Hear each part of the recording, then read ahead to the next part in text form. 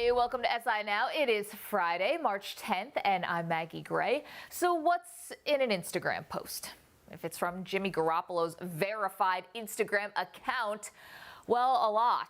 But alas, like the Loch Ness Monster and H.G. Wells's War of the Worlds, Garoppolo saying peace out to Boston was just a hoax. Here are a few other memorable people from the sports world who claim they fell victim to the internet's dark demons.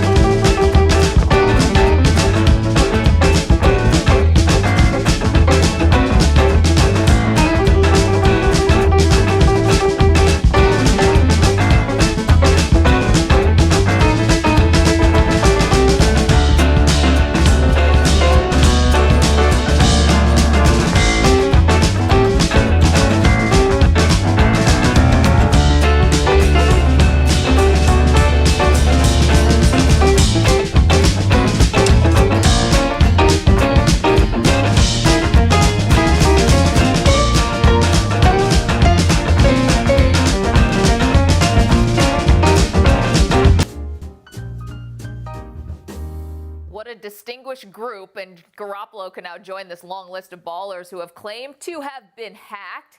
Let's talk about it with SI NFL writer Jonathan Jones, who does require two-factor authentication on all of his social media accounts. He joins me now. Can never be too safe, JJ. And I can't imagine what Bill Belichick's reaction was this morning when he woke up to this social media mess.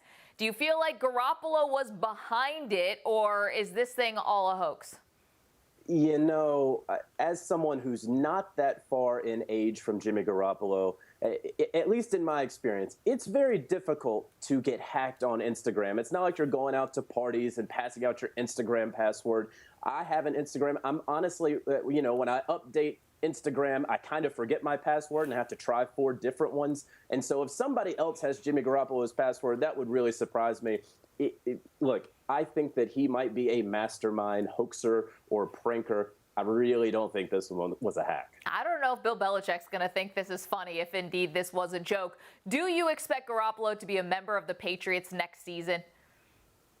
You know, it's tough. And it's tough for me because, look, I hear what Adam Schefter of ESPN is reporting. I read what Peter King has been writing, that there is no way that the Patriots are going to get rid of Jimmy Garoppolo. I trust their reporting, but logic just tells you the opposite, that this guy's going to be an unrestricted free agent in 2018, that they have this amazing chip. And if they don't cash it in, then they're going to lose it. I mean, you look at it, Tom Brady, 39 years old. He's ready to play 3, 4, 5 more years. He told Peter King, look, I feel great the next day. I don't have any aches and pains. He's not going anywhere for a while, and so why don't you go ahead and get something back for the guy that you drafted in the second round a couple of years ago? And that's why logic tells me that they'll get rid of him. Well, and we wouldn't be talking about it so much if this wasn't exactly from the Belichick playbook, which is to get rid of their best talent a year or two early as opposed to a year or two late. We're going to keep our eye on what happens both in social media and in the real world in New England. But we should move on because the Cleveland Browns have been busy, Jonathan, and surprisingly some very intriguing moves. The brain trust in Cleveland, Sashi Brown, Paul DePodesta, we've made them our adrenaline performers presented by Toyota. Let's go places. It's a huge honor. I don't know if anyone from the Cleveland Browns organization has ever gotten this honor before. They freed up 9 figures in cap space. They have 5 of the first 65 picks in the draft. They pull off this sly Moneyball deal, stealing a second-round pick in the Brock Osweiler trade. But there's still this big question. Who's going to be the Browns quarterback next year? Yeah, I don't think that they know. They're trying to get everything prepared for that when it does come time that they need a quarterback. They have the offensive line. I love the moves that they made, signing those 2 guards, getting that center. They have Joe Thomas there at left tackle, one of the best in the league. And so they are set on the offensive line. They're taking a cue from the Dallas Cowboys, who obviously built around their offensive line.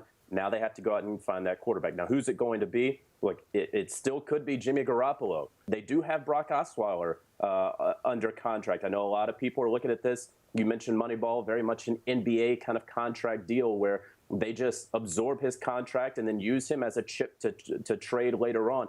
I understand that, but look, if you strike out on, let's say he's your third option and you strike out on 1 and 2, he might be your week 1 starter. But then again, you look at it, they have the first overall pick. They have one in the mid first round. That could be a Deshaun Watson if you believe that Mitchell Trubisky won't still be there. A Deshaun Kaiser, perhaps. I think it could be among those 3 guys: a Jimmy Garoppolo, a Deshaun Watson, or a Kaiser, and then, God forbid, Brock Osweiler. He's the last resort there. We can understand why wide receivers have been hot commodities on the free agent market so far. Deshaun Jackson, Pierre Garçon, they got multi-year deals. Yet Alshon Jeffrey signs a 1-year deal with the Eagles. Jonathan, why would Jeffrey sign a 1-year deal? I guess he's betting on himself. And look, I kind of understand it. This is basically a second year with a franchise tag. A 1-year, $14 million contract is nothing to turn your nose at. But look, he believes that Carson Wentz, once they develop a downfield passing game, which of course it was very horizontal last year, he's going to be a key to that. Torrey Smith will also be a key to that. Look, Alshon has dealt with soft tissue injuries the past 2 seasons with that hamstring that landed him on IR. Obviously, he violated the league's PED policy last year and missed 4 games. And so he can't get injured, and he needs to stay away from whatever landed him on that PED policy suspension list. Of course. Let's stay in the Eagles division, the NFC East. Washington, they appear to be in absolute free fall, trending downwards. They fired their general manager. 2 wide receivers have left town. Their quarterback reportedly asked for a trade. Are there moves they can make to salvage not just the offseason, but possibly the season? No, I don't think so. I think, and someone said it, I can't remember who yesterday, it said that the Browns are having to pay a dysfunction tax, which means, of course, they have to pay a little extra money to players if they want them to come to Cleveland. Washington's going to have to pay some guys some extra money if they want them to come to Washington. They don't know who the quarterback's going to be in 2017 and certainly beyond. There are no real receivers past, of course, Jamison Crowder, and he's not ready to be that number 1 just yet. You like that defense enough, but if you don't know who's running the ship there, from the front office even to the quarterback position, I don't understand why any free agent would necessarily want to sign there right now. Yeah, we thought the political sphere was dramatic. It has nothing on the Washington situation. Overall, which signing do you think will have the biggest impact? I think it's going to be Deshaun Jackson in Tampa, and I'll tell you why. Tampa, in Week 17, they were on the precipice of the NFC playoffs. You know, if some things worked out in their way, they could have been the 6th seed. Obviously, there had to be a lot of things. Now you get a Deshaun Jackson, who Jameis Winston, if he misses, goodness, he's going to miss long, and he loves the deep ball. Well, now he has Deshaun Jackson, who has made his career off the deep ball out there. He has Mike Evans, and if Vincent Jackson is looking to finally get back into the playoffs for the first time in a very long time, I think the NFC South is wide open, and getting Deshaun Jackson paired with Jameis Winston is going to take the Bucs to that next level. Okay, flip side, a team that made the most head-scratching move, one that they could ultimately come to regret. Yeah, we're going to stay in the NFC South, and we're going to look at the Carolina Panthers. And we're looking at the Carolina Panthers with left tackle Matt Khalil, a 5-year, $55 million contract for a guy who really wasn't good the past couple of years and was injured after being not very good. When you look at Matt Khalil, they believe that offensive line coach John Matsko is going to be able to fix Matt Khalil. I don't know if that's going to necessarily be possible, but they're investing a lot of money into Khalil and hoping that he's going to be able to protect Cam Newton's blind side. Jonathan Jones, help me out. Who are you rooting for in the North Carolina Duke game in the ACC tournament? I can't tell. You know, I don't know. But if the Tar Heels pull it out, I don't think I'd be that upset. Okay, Jonathan Jones, really appreciate your time and perspective. We'll talk soon. Thanks, Maggie. All right. In the long lineage of sports parents, LaVar Ball has set himself apart. Taking a page from Kris Jenner's playbook, LaVar is both dad and dadager. Get it? Momager, dadager. Building a brand for his 3 sons, which could include a reality TV series. Not surprisingly, Ball has received criticism, most famously from NBA Hall of Famer Charles Barkley. Amy Campbell caught up with basketball's most famous dad yesterday.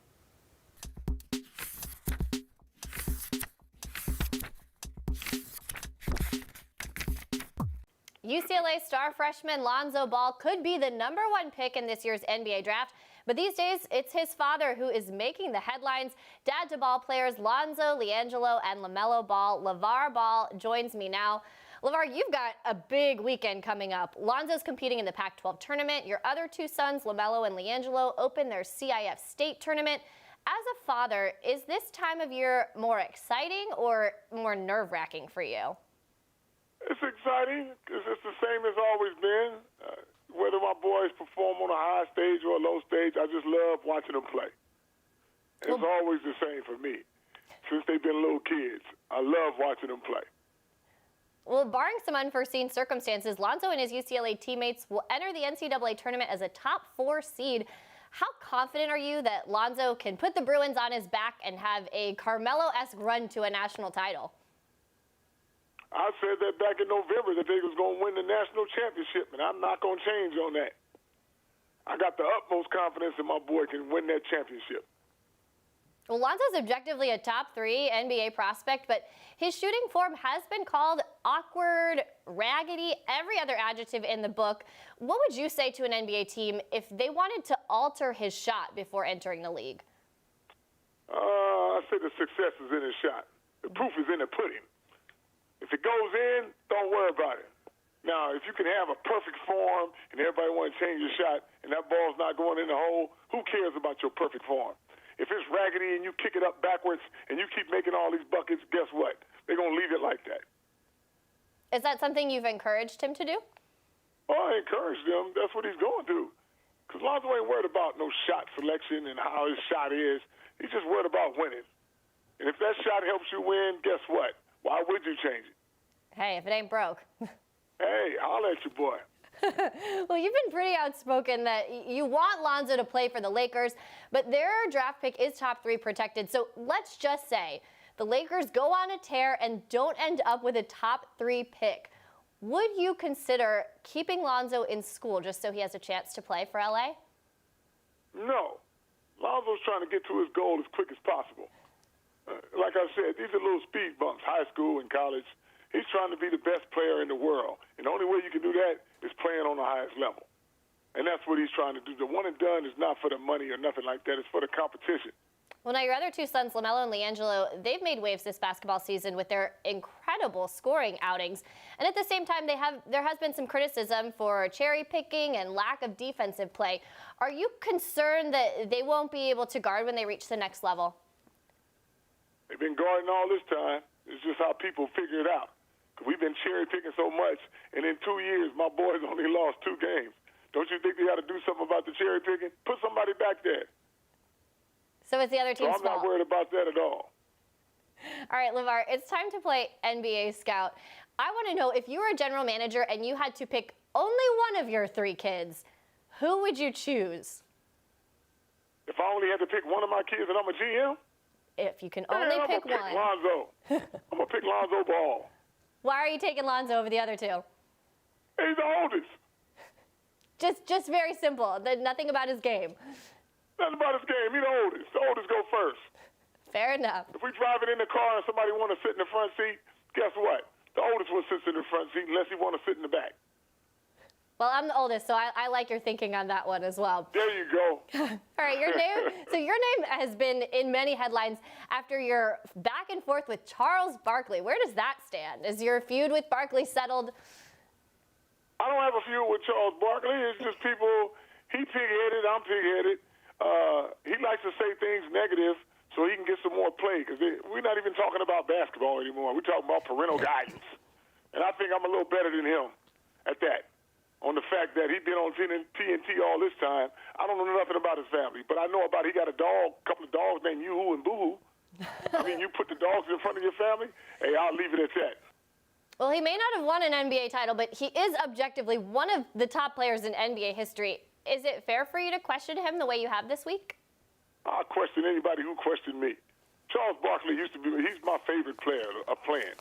But when it comes to this, he's getting older, so he's making some ludicrous remarks. But it keeps him going. Like, this is just for conversation. That's all it is. That certainly is a lot of fun. LaVar, an NBA comparison for Lonzo, who would you pick? Lonzo's not compared to any NBA player. He takes a little bit of everybody, and then you got the Lonzo. Like I said, welcome to the ball era. We're the new breed. Well, finally, I have to ask, your wife must be a champion. What is this lady like, dealing with all of you in one house? Man, she's the ultimate wife. She got all our backs, and we love her to death. So, hey, whatever's going on the outside, we still got each other. So that's cool. Good stuff. Well, it's been great to talk to you, LaVar. Thanks so much for taking some time for us. You're more than welcome. Take care.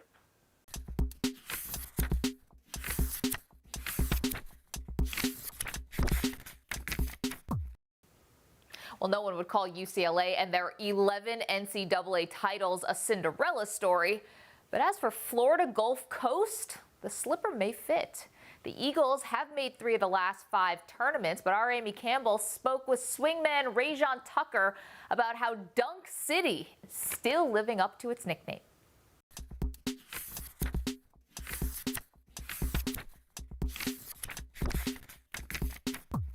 Rajon, this year's team has more dunks than the 2013 Dunk City team, but we haven't heard much about it. Why?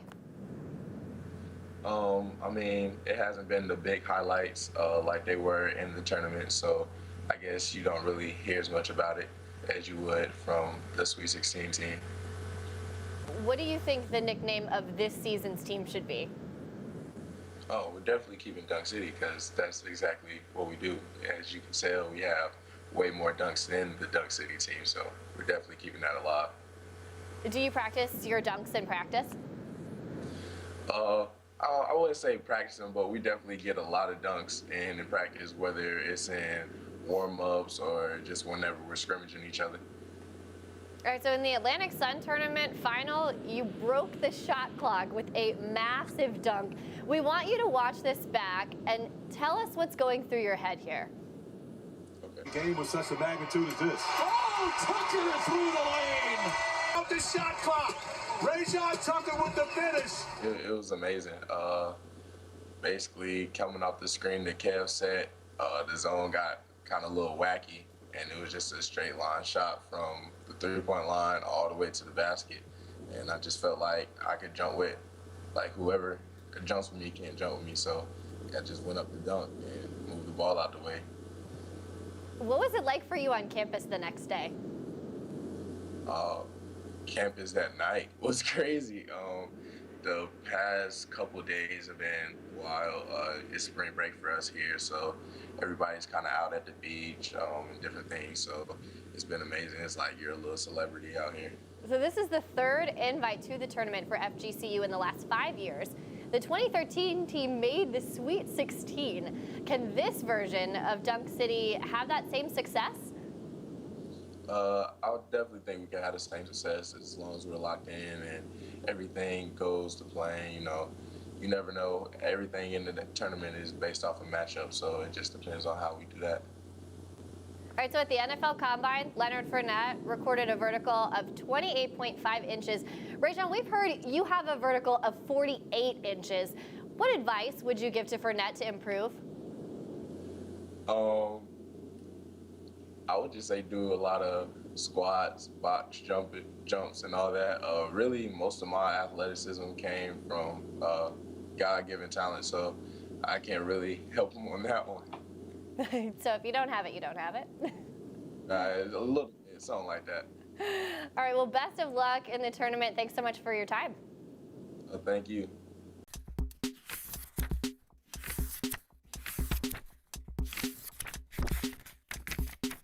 Wikipedia tells us that LeBron Raymond James is an American professional basketball player for the Cleveland Cavaliers of the National Basketball Association. We were happy for this reminder because we'd forgotten about this LeBron James character. Former MVP, best player of his and maybe any era, the NBA has given us plenty to recommend lately. An MVP race between 2 former teammates who play a different game but are similar in their padding of the stat sheets. The 3rd former teammate made news when he decamped for Golden State. He's generally played well until he got hurt. The great Magic Johnson will try and restore glory to his old team, a franchise beset by family psychodrama right out of Shakespeare. In Boston, the smallest player in the league is also one of the best. And all this has left little oxygen and little airtime to discuss the best player on the planet. Playoffs start next month. LeBron James Remember the name. We'll leave it at that.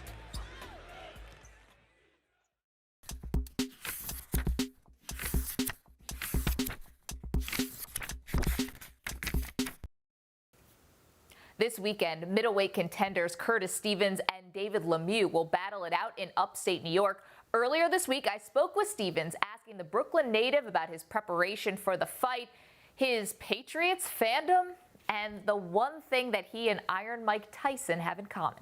Take a look.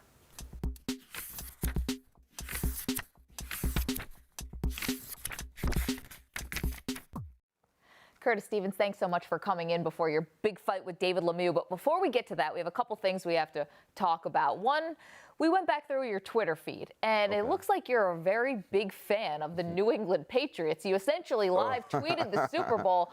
You are from Brownsville, New York. That is Brooklyn. We can see it on your hat. Yes. Are you a Patriots fan? Yes. I love Brady and the Patriots and Bill Belichick. You know what they've come to do over the years. They just have the strive to keep winning. Okay. Is there anyone that you think right now would, look like Brady in the ring? Is a boxer you can compare him to?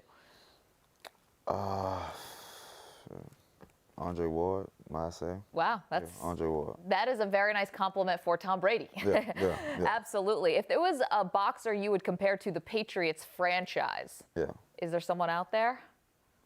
Mayweather. Because he just keep winning, 49-0. You think he's going to stay retired? They're going back and forth right now with him and McGregor. So I believe he'll come out if they meet his deadline or the money. But besides that, no. Is that a fight you even want to watch as a boxer? Do you want to see Floyd get into the ring with a mixed martial artist? As a boxer, no. But as a fan of just fighting in general, yes, because I believe Floyd, I would beat him up, then McGregor probably kick him upside the head. So I believe that'd be funny. Would you like to see Floyd get kicked upside? No, because then I believe it'd just be pandemonium in the arena. Okay, let's talk about your matchup with David Lemieux. As I said, it's happening March 11th, Turning Stone Casino. It's HBO's Boxing After Dark franchise. People are saying that this could be a potential Fight of the Year candidate. Now, we hear that a lot. Rarely does it happen. Describe why your style and Lemieux's could make for a really great fight. He come forward, I come forward. So at the end of the day, I believe we just have to meet in the center of the ring. Just get it on and bang like a Gotti Ward. Gotti Ward was such a great trilogy. Is that what every boxer hopes for, that you find someone who is truly your match, or do you hope to just run over everyone like a tomato can? It all depends. Gotti Ward, that was an excellent clash, three times. That was an excellent trilogy. I believe some fighters would love to have a fight like that, What about you? Are you looking for your match? Lemieux could be my match. Then again, he may not be. But no, we all just want to get the win and move on. But to have a trilogy that I say that could lead to Gotti Ward, it'll be excellent. You and Lemieux have both fought Triple G, Gennady Golovkin, both lost to him. He's fighting Danny Jacobs now, another Brooklyn product. Yeah. Is Jacobs the man to hand Triple G his first loss? He could. Danny has very excellent boxing skills. But the question is, could he stay away for 12 rounds? It's hard, but I'm not gonna say it can't be done. But you just have to weather the storm. He could do it if he, But we all get this boxing. You got to get hit some point. You are originally from Brownsville, Brooklyn, which has a very long history of fighters coming out of that neighborhood. Of course, you have Mike Tyson, which I think is the most famous, but you also have Riddick Bowe, Zab Judah, Shannon Briggs, all came out of that neighborhood. Who is the most respected, not the most famous, the most respected fighter out of Brownsville? Tyson. He came back, he gave back to the community for somewhat of what he did. But he's the one that started it, He was the seed, he was the soil that started the Zab Judah, the Riddick Bowe, the Shannon Briggs, the Danny Jacobs, the Curtis Stevens. I believe if it wasn't for him, I'm not gonna say we wouldn't be here doing this, but when I first seen him fight, I was like, oh, I want to do that, My uncle took me to the gym first when I was 5 years old, but after seeing Mike Tyson, I really wanted to become what he's become in the sport of boxing. Curtis, thank you so much. Really lovely to meet you. Thank you.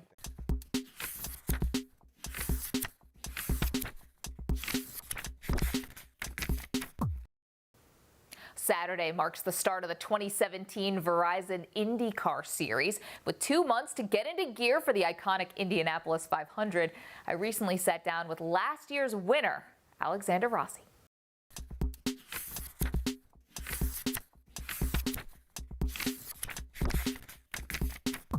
The reigning Indy 500 champion. And Alex, they say it changes your life. I imagine that it does. Do you feel any different as a driver, as a person? Not so much in my day-to-day life, in my professional life, not really. But in terms of the commitments and the obligations now, it's a lot more than going into it. And definitely, I think once we get back to the Speedway in the month of May for the 101st running, there will be an increased amount of pressure, and obviously there will be a lot more attention on what I'm doing this year versus last year. So in a way, I'm actually looking forward to it. I'm looking forward to going back and really having a much greater appreciation for the race. Of course, the season kicks off this weekend, noon on Sunday in St. Petersburg. Of course, it's the Grand Prix. You know, I've interviewed people on the other side of this where they've gone years and years without winning an Indy 500, and they feel the pressure start to build. Is the pressure just off you now heading into the season? Is everything sort of found money, so to speak? Not necessarily, because I mean, the Indy 500 obviously is our flagship race, and it's the biggest race in the world. But at the same time, your overall goal is the championship, to win the Verizon IndyCar Series as outright. And last year, aside from the 500, we really struggled as a team, and it wasn't anywhere near the results that we were looking for. So yes, we got the big one off of our back, if you will, but there's another 16 races where we feel like we still have a lot to prove and a lot better results to get in 2017. Moving away from racing, you are from Northern California, big sports fan, Patriots fan because of your time in Europe. All they were playing on TV, Pats games, Packers games. You probably chose wisely with the Patriots there with a lot of Super Bowls. Yeah. Also a huge Sacramento Kings fan. Yep. The day that Boogie Cousins gets traded out of Sacramento, you are feeling what? Not great. It's been, we were talking before the show, I mean, it's been, over a decade now since they've been successful. Relevant. Exactly. I'm surprised you even brought them up. So yeah. Just because the Boogie trade. Right. Being a Kings fan is difficult right now, but I mean, it's part of, I get criticized a lot, I think, because my loyalty shifted to the East Coast for football. The one thing that's not ever going to go away is my loyalty to the Sacramento Kings. So even though we may have a god-awful, probably 15-win season, you still got to believe. And I think that obviously there's going to be a time where they're good again. I hope that it's when they're still in Sacramento. But yeah, I mean, it wasn't great news. So hopefully there's a greater plan, a Bill Belichick plan, of trading someone that you think is an asset to the team, and they're able to come back from it. Well, hopefully your IndyCar series does not go the same way that the Sacramento Kings season is going this year. That's the nicest compliment I think I could give you. I appreciate that. Thank you very much. Thanks, Alex.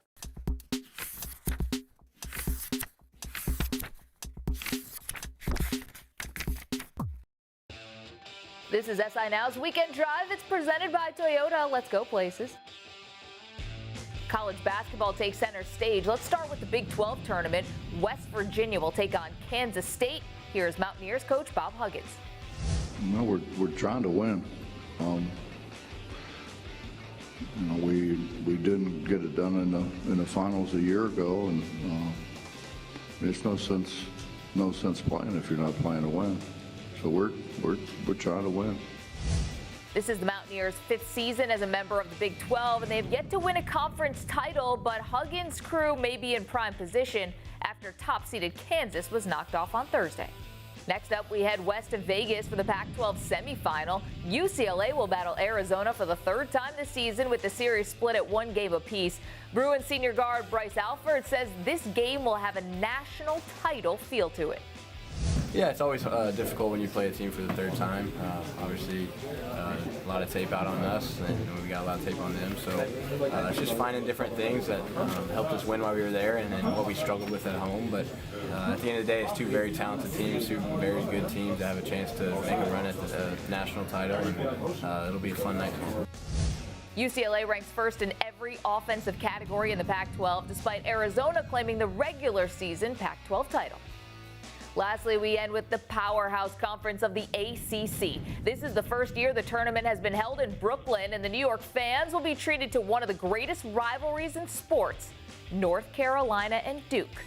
Coach always said, he never seen a team, make it that far without playing defense. I would say that should be our biggest focus, and it showed, when we start really amping it up on defense, that's when we start to make the run. That's when we start to, take the lead. North Carolina is not only looking for back-to-back ACC tournament victories, but also a #1 seed heading into Selection Sunday. A win over Duke would most likely seal the deal.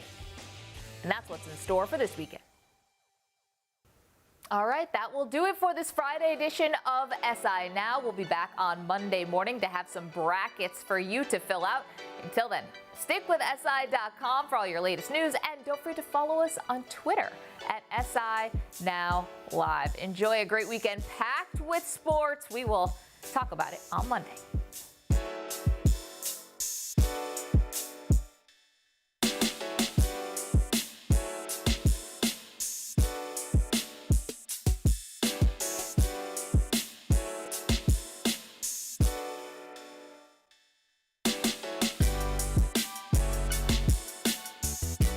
James drove his RAV4 hybrid into Hard Knocks Canyon, where he confronted death again and again. But death would have to wait. He earned a man's gratitude and his shirt. How far will you take the all-new RAV4 hybrid? Toyota, let's go places.